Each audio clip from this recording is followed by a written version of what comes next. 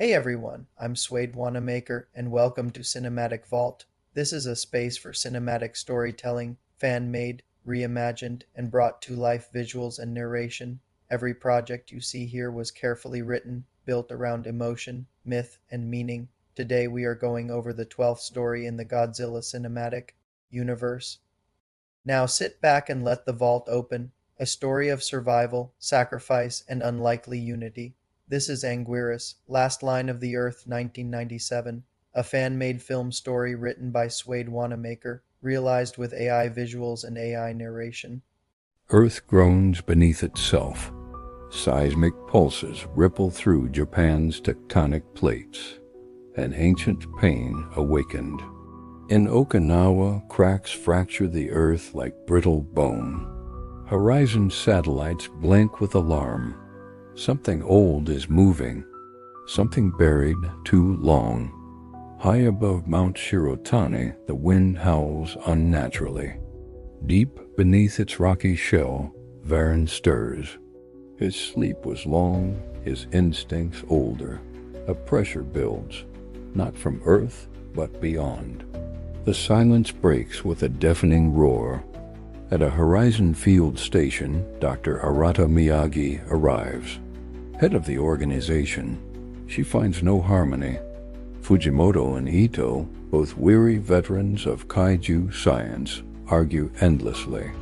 One sees danger in the stars, the other danger in the soil. Miyagi sees both and neither. Drawn by invisible frequency, Anguirus rises from deep cavernous rest. He senses an intrusion, a breach. The land he defends shivers.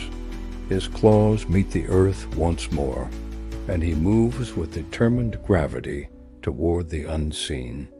A light descends from the void, not a comet nor flame, but a vessel of flesh and steel, burning with purpose. It strikes a forested edge of Kyushu. Trees twist, earth blackens. Spores rise like breath from a dying world. Where the meteor fell, a sickness spreads. Plants convulse, steel weeps, and animals vanish into silence. Fungi fuse with wire. Power grids collapse. Life falters. Miyagi watches this birth of unlife and names it what it is, a terraforming seed from beyond.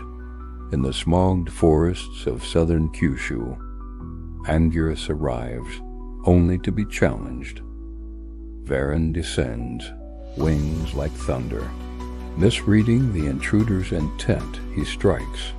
Their battle is primal, shell versus sky, rage versus resolve. The earth itself trembles. As the titans clash, the forest mutates further. Spores hiss. Tendrils breach through roots and vines. A massive shape emerges from the warped crater. It is not born of Earth. It is Orga Xantosian terraformer. Not a predator, but an ecosystem assassin. Orga spreads like mold. His body warps, grows, smokes.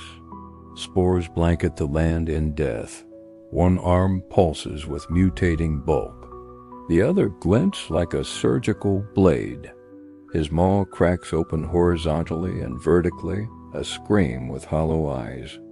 Anguirus charges. Varan follows. But they are not enough. Orga's spores weaken their bodies, turning strength into burden. The air itself betrays them. Orga does not attack to win. He attacks to change. Every strike he absorbs becomes part of him. At headquarters, Ito proposes viral sabotage biotech against biotech. Fujimoto arms maser bunkers and preps heavy weapons. Miyagi warns, Orga isn't just a creature. He is colony, weapon, and seed. But her words fall away in the noise of panic. Refusing to stand by, Miyagi enters the corrupted zone alone. Air hangs thick with alien mist. Plant life glows unnaturally. She stumbles. Spores creep toward her skin. But then a rumble. Anguirus shields her, scarred but alive. Varan lands beside him, wings tattered. In their wounds and resistance, Miyagi sees truth. These titans adapt. They do not fall. They endure. Varan and Anguirus, once foes, now defend her from a greater sickness. She returns to the scientists with a message: unity or extinction. Miyagi, Ito, and Fujimoto combine knowledge at last. A narrow pulse cannon will sever Orga's hive signal. Simultaneously, the kaiju must strike Orga's physical core. Earth and mind must both be attacked. Divided, all had failed. Together, they stand a chance.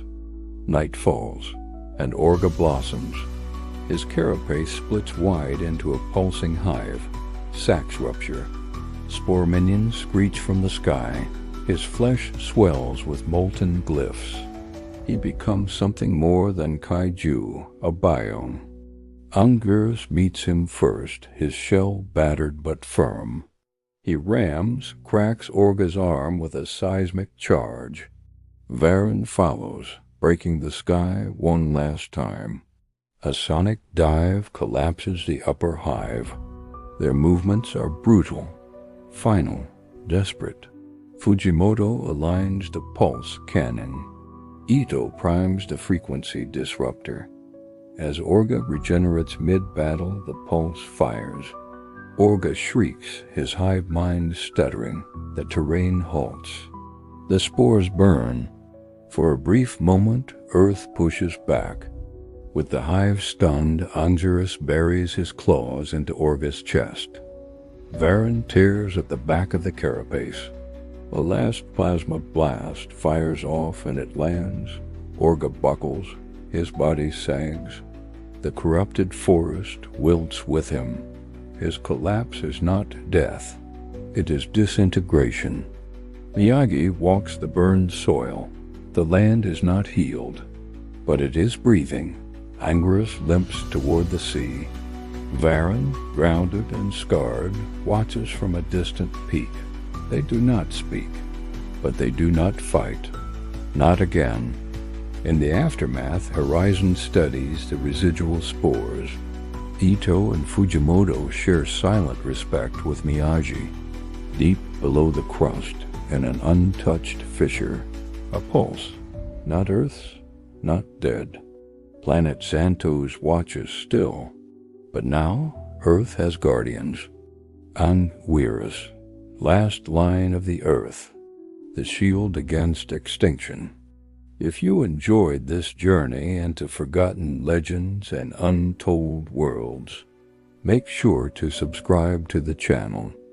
Ring the bell so you never miss a new upload.